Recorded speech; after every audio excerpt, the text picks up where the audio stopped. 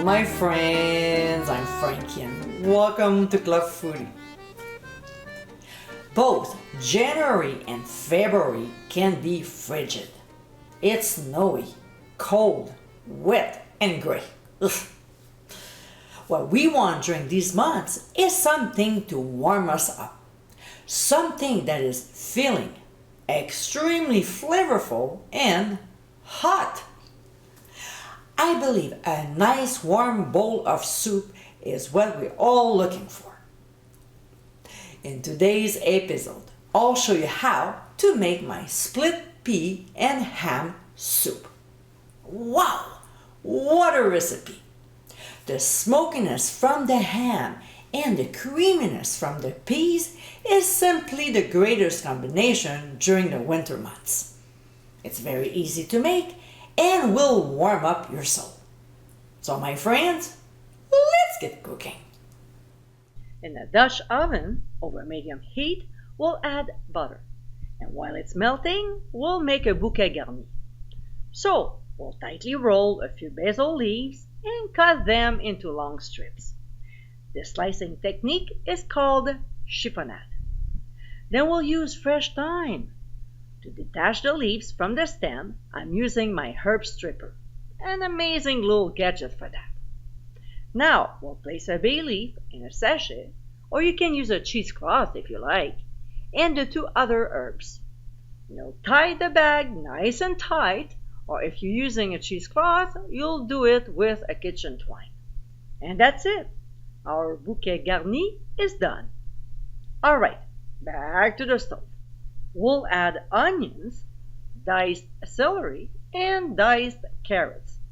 We'll give a good stir before seasoning with freshly ground black pepper.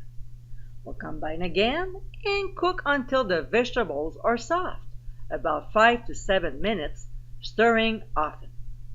To this, we'll add pressed garlic and saute for only 1 minute.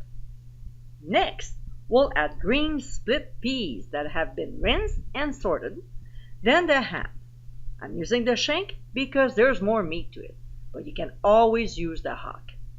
We'll now pour in chicken broth and also vegetable broth, plus some lemon juice. And we'll add our bouquet garni to it as well. In case you're not using fresh herbs and use dried instead, add them when sauteing the garlic. Right? So we'll blend the ingredients and bring the mixture to a boil.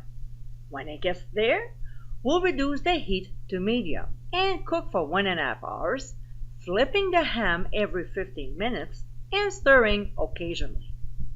About halfway through cooking, the soup will start getting much thicker. So what we'll do is to simply turn the heat down to medium-low and start stirring more often. We'll also carefully remove the ham from the pot and place it on a cutting board. Now the next step we have to do is to remove the skin, fat and bone, then discard them. When this is done, we'll cut the meat into small pieces and return to the soup. My shank had a lot of meat and I ended up with 1.5 cups, which is great. So we'll give a good stir and continue cooking for the remaining time. That took me a good 20 minutes to clean off the ham, and it might take you a while for you as well.